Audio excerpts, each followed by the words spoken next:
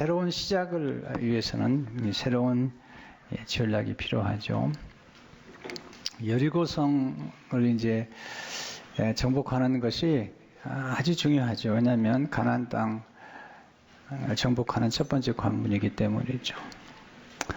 근데 여리고성이 굉장히 정복하기 어려운 그런 성 중에 하나입니다.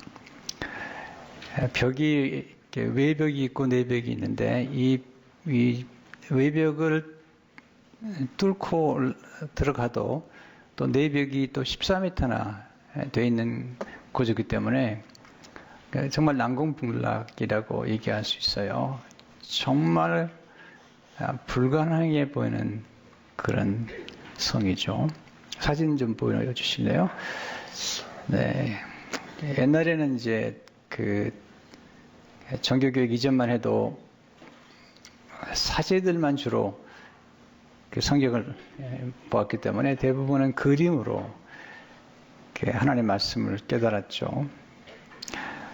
그 다음 사진 보여주시면 이게 이제 외벽이 7m로 되어 있고요. 그리고 이제 그 다음 안에 있는 벽이 14m로 되어 있는 그런 구조입니다. 근데 이렇게 견고한 성벽을 무너뜨리는데 하나님이 여호수아에게 내린 작전이 한 번도 상상할 수 없는 그런 작전을 내리신 거죠. 2절의 소절을 보시면 여호와께서 여호수아에게 이르시되 보라 내가 여리고와 그 왕과 용사들을 내 손에 넘겨주었으니 너희 모든 군사는 그 성을 둘러 성 주위를 매일 한 번씩 돌되 여세 동안을 그리하라. 제사장 7은 7 양각 나팔을 잡고 언약궤 앞에서 나아갈 것이요 7째 날에는 그 성을 7번 돌며 그 제사장들은 나팔을 불 것이며 제사장들이 양각 나팔을 길게 불어 그 나팔 소리가 너에게 들릴 때에는 백성은 다 큰 소리로 외쳐 부를 것이라. 그리하면 그 성벽이 무너져 내리니 백성은 각기 앞으로 올라갈지니라 하시며. 주로 7이라는 숫자를 쓰잖아요. 7 양각 나팔. 또 6일 동안 한 바퀴씩 돌고 7일째는 이제 7바퀴를 돌되 그 도는 동안에는 절대적으로 침묵하라는 거죠. 그리고 마지막 순간에 이제 외치는 거고 언약궤는 하나님 임재의 상징인데 제사장들이 언약궤를 메고 또 그 앞에 7 제사장이 양각 나팔을 부는 거죠. 사진 좀 보여주시면 좋겠는데요. 이게 이제 그 언약궤를 메는 모습이고 7 양각 나팔을 부는 모습이고 저 위에 여리고성 사람들이 이렇게 내다보는 그런 모습을 그렸죠. 왜 하나님이 지금 그 여리고성을 무너뜨릴 때 이런 전략을 쓰게 하신 걸까? 이 속에 담긴 메시지는 뭘까?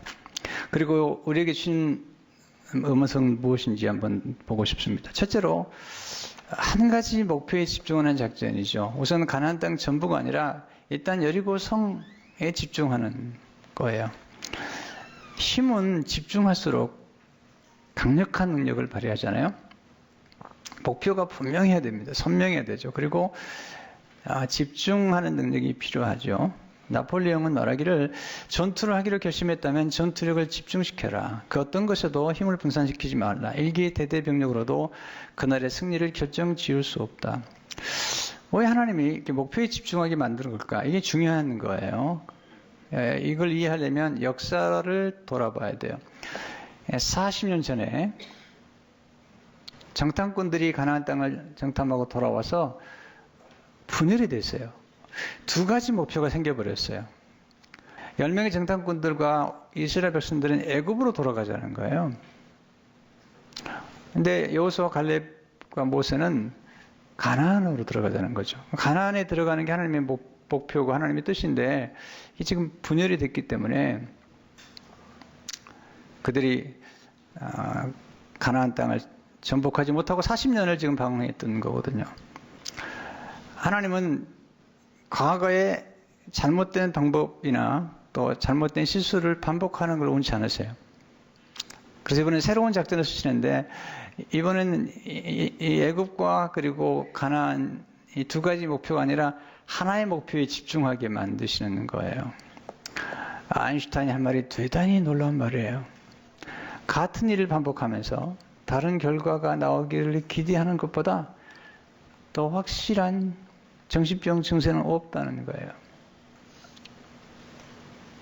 여러분이 어떤 결과가 좋지 않으면 반드시 새로운 생각과 태도와 새로운 안목과 새로운 언어와 새로운 말투와 새로운 일로 시도해 봐야 돼요. 뭔가 과거에 시도해 봤던 게 잘 되지 않으면 새로운 방법을 시도해 보는 것이 중요한 것이죠. 두 번째는 침묵 후에 믿음으로 선포하는 작전이죠. 하나님이 침묵하래요. 10절에 보면 여호수아가 백성에게 명령이르되 너희는 외치지 말며 내 음성을 들리게 하지 말며 너희 입에서 아무 말도 내지 말라. 왜 그렇죠? 40년 전에 이스라엘 백성들이 원망함으로 멸망했거든요.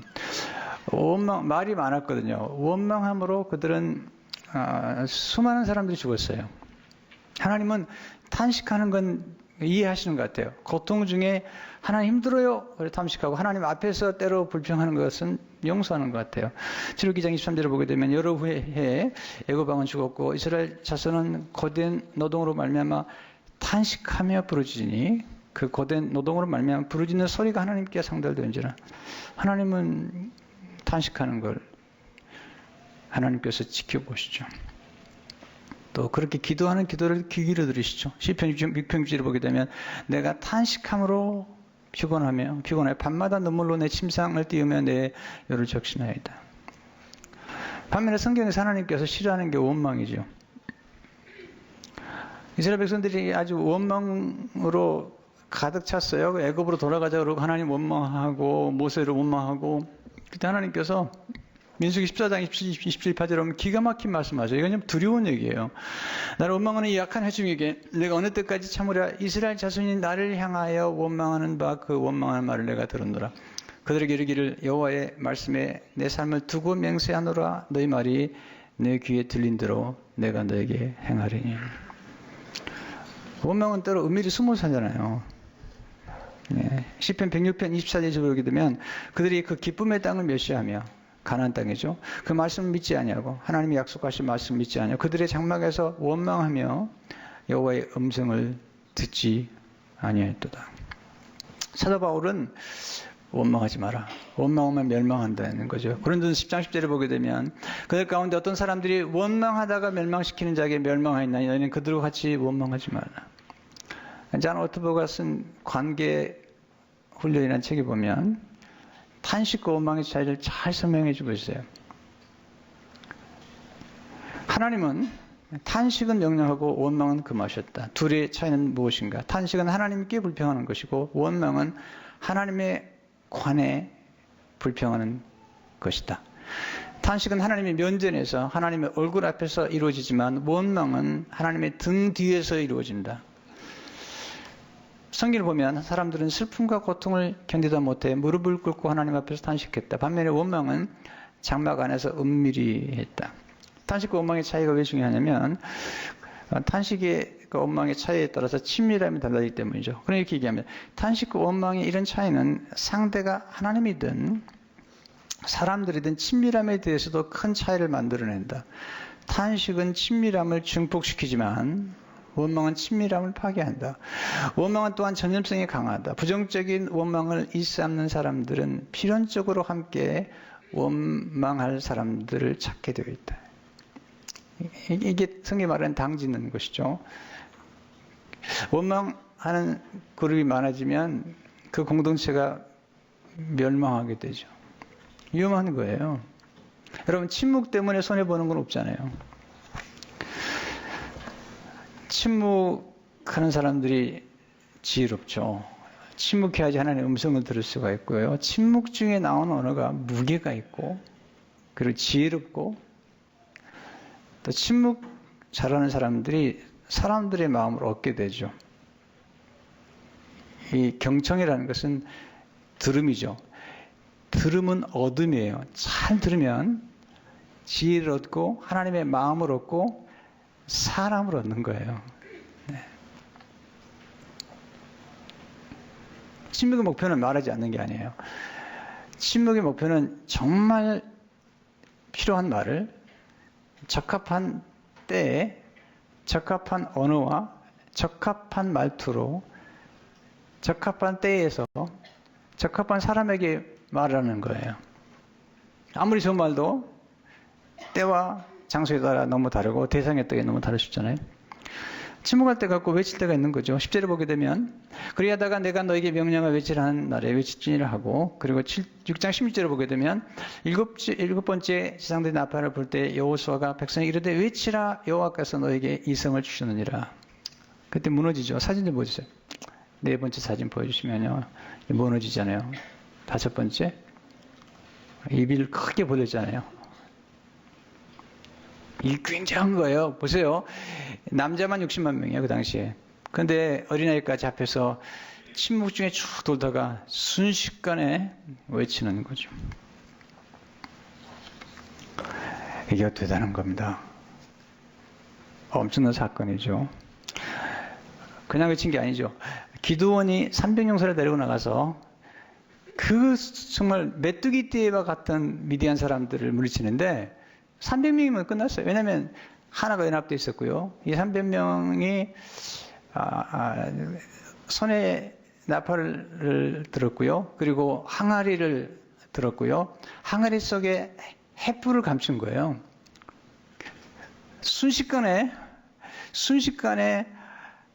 나팔을 불고 그 다음에 항아리를 깨뜨리고 순식간 횃불이 나오니까, 그리고 외쳤죠. 여호와를 위하여, 기드온을 위하여 외쳤더니 그냥 미디안 사람이 혼비백산이 됐다는 거죠.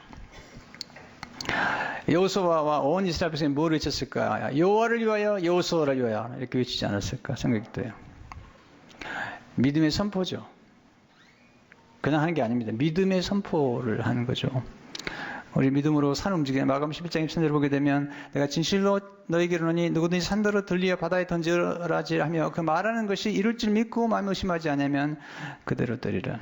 세 번째, 음악과 리듬을 따라 펼치는 작전이죠. 하나님은 전능하시기 때문에 뭐 그냥 한 말씀으로 무너뜨릴 수 있지만 하나님의 사용하는 방법이 너무 놀랍잖아요. 그게 음악과 그리고 리듬을 사용하는 거죠. 4절에 보세요. 제상 7은 7 양각 나팔을 잡고 언약궤 앞에서 나갈 것이요, 7째 날에는 그 성을 7번째 돌며 그 제상들은 나팔을 불 것이며, 나중에는 길게 불라고 그러죠. 하나님 음악을 만드신 분이고 음악은 대단한 힘을 가졌어요. 악기를 연주함으로 전쟁을 승리케 하시는 분이시죠.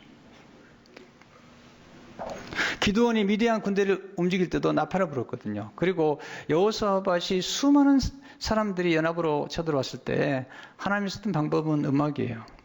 역대 20장 21절 22절에 보면 백성과 더불어 논하고 노래하는 자들을 택하여 거룩한 애복을 입히고 군대 앞에서 행진하며 여호와를 찬송하며 이르기를 여호와께 감사하세 그의 인자하심이 영원하도록 하게 하였더니 그 노래와 찬송이 시작될 때 여호와께서 복병을 두어 유다를 칠러 온 암몬 자손과 모압과 세일산 주민들을 치게 하심으로 그들이 피하였으니.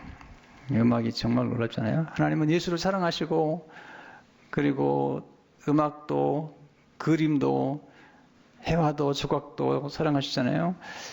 하나님이 성전을 만드실 때 금은 동철을 제작하며 그리고 여러 실들을 직조하며 그리고 아로새기는데 탁월한 재주 있는 사람들을 불렀어요.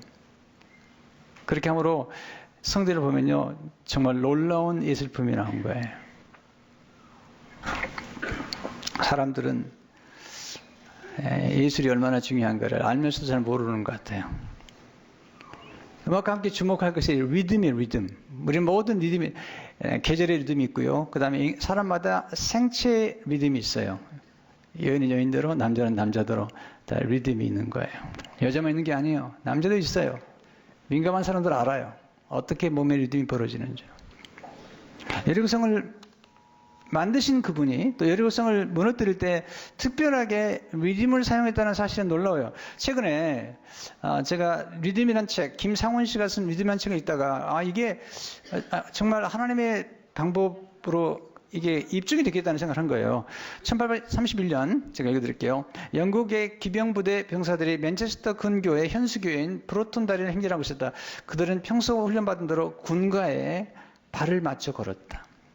본인들은 발을 맞출 때 똑같이 맞추잖아요. 그러다 조금씩 진동하는 듯 하던 다리가 점점 요동하치더니 마침내 폭삭 무너지고 말았다. 영국 정부의 조사일과 다리에서 발생하는 자연적인 미세한 움직임이 공기를 끄도 병사들의 발걸음 리듬과 맞아 떨어진 순간 급속도로 증폭되기 시작했던 것으로 나타났다. 그때부터 영국군은 이렇게 규정하고 있다. 다리 위에서는 절대로 발맞춰 걷지 말 것. 그래서 이게 굉장히 중요하잖아요. 또 음악이라는 게 얼마나 놀라운지, 특별히 모차르트 음악을 듣다가 간질 발작이 멈추거나 또는 혼수 상태에 빠진 분들이 이렇게 깨어나는 놀라운 일이 벌어졌어요. 저도 모차르트 음악을 되게 좋아해요. 칼 바르트도 모차르트 음악을 너무 좋아해가지고 모차르트에 관한 책을 썼어요. 유명한 신학자인데 그랬었어요. 리듬이라는 책에 보면 이렇게 얘기합니다. 일리노이대 병원의 존 휴 박사는 발작을 일으켜 혼수 상태에 빠진 간질 환자에게 클래식 음악을 들려줘 봤다. 모차르트의 피아노 소나타 K448이었다. 불과 몇 분 안에 놀라운 변화가 일어났다. 혼수 상태에서 깨어나네. 발작 횟수도 급격히 줄었다. 환자 30명 가운데 29명이 극적으로 호전됐다. 의심의 여지가 없네. 80%가 발작을 멈췄으니. 모차르트의 음악은 20에서 30초마다 반복되는 특유의 리듬이 있다. 마음의 거친 물결에서 벗어나 고요함에 빠지게 해준다. 그래서 이 리듬에 접속되면 혼수 상태에서 벗어나는 것이다. 한번 틀어줘 봐요.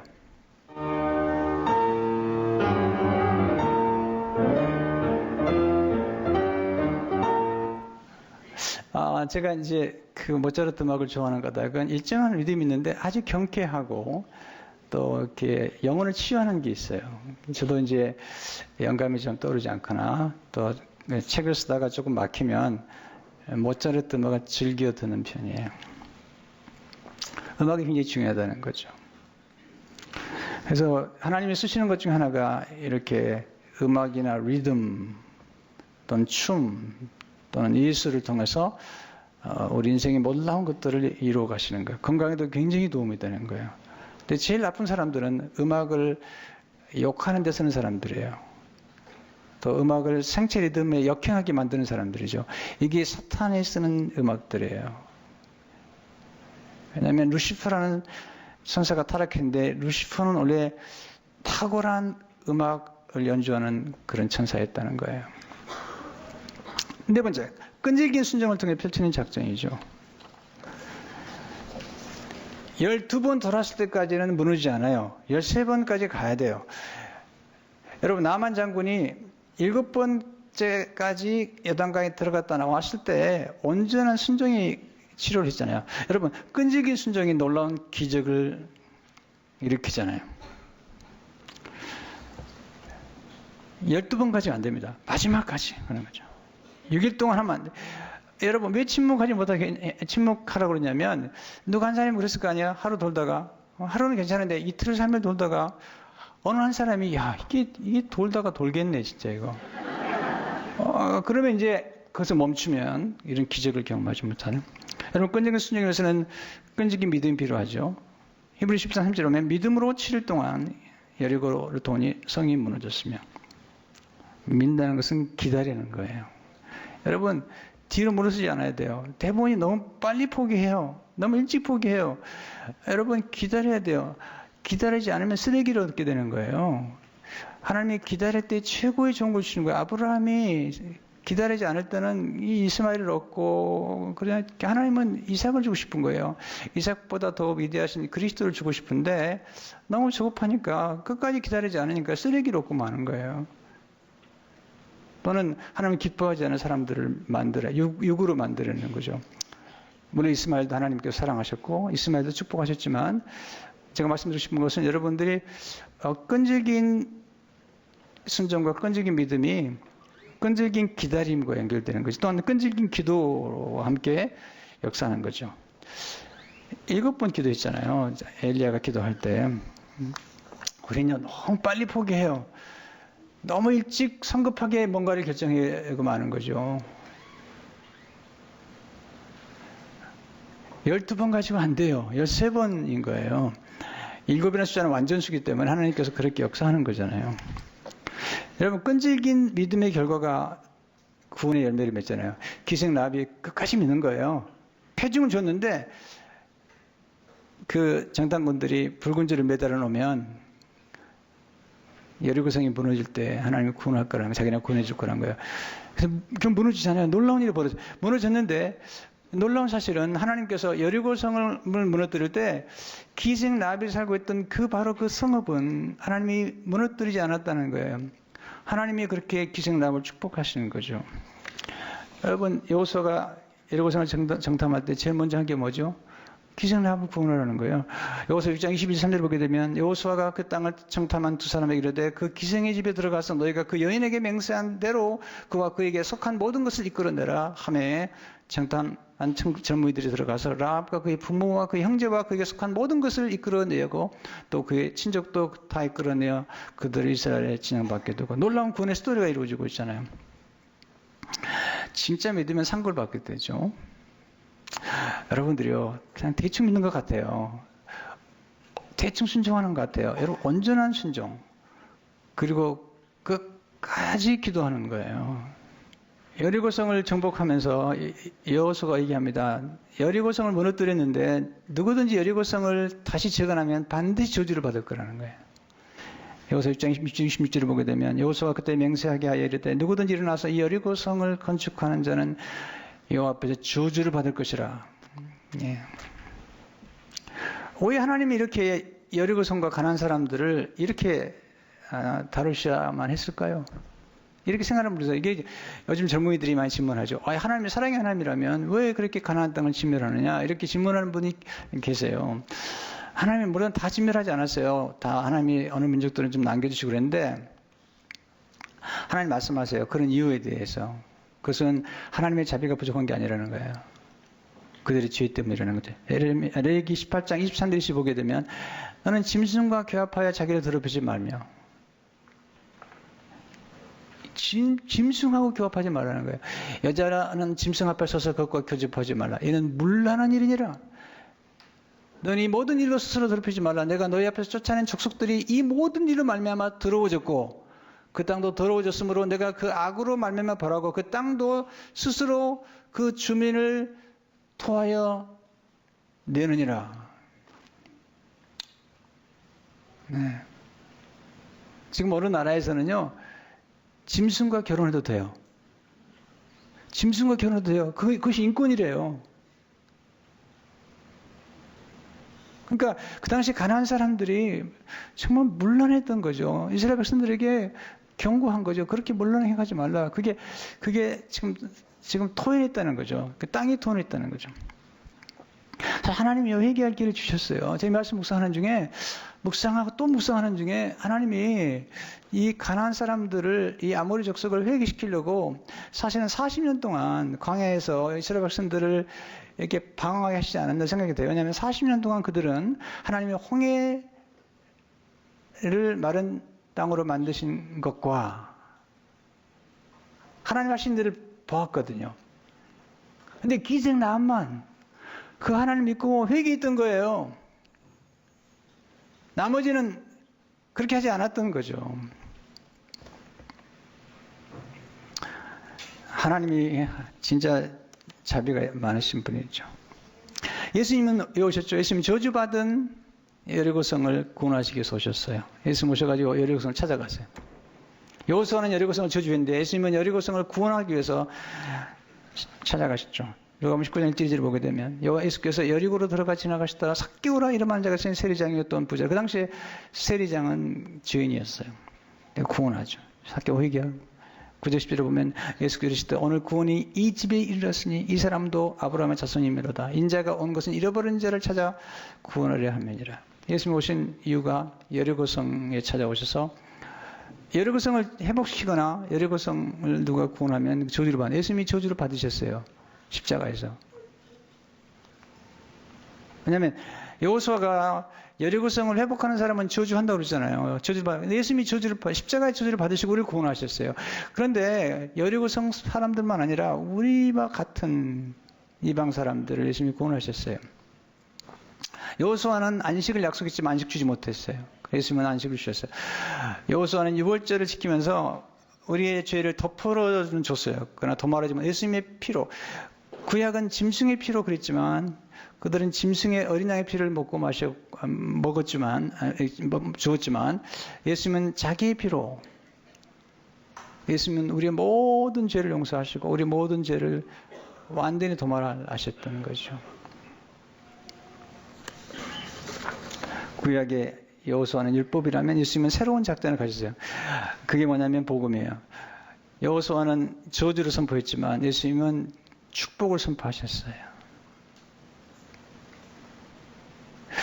여호수아는 가나안 땅을 나눠줬지만 예수님은 하나님의 나라의 유업을 나눠주셨어요.